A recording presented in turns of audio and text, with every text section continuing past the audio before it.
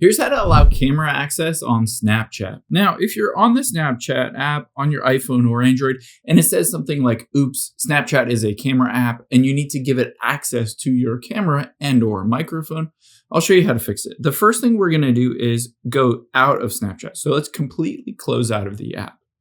After we've done that, let's get into your settings. And the first thing that I would recommend checking is to see if you have screen time turned on.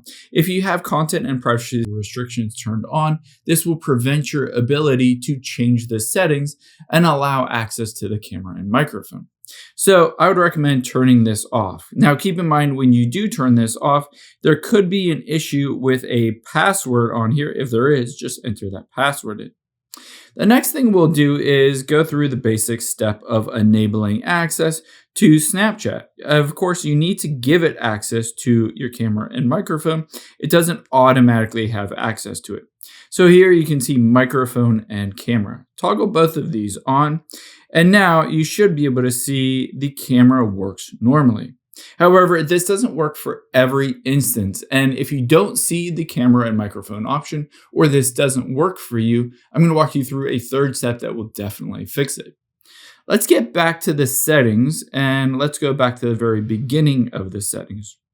Now from here, we're going to find the Snapchat app in your iPhone storage if you're on an iPhone.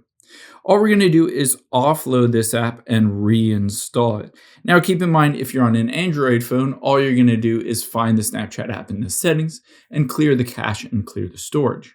But on your iPhone, the nice thing is by going through this process, it force updates it to the latest version, but also clears out all the cache and temporary files. And when it's done, you should be able to open it up and it should use your camera normally at that point.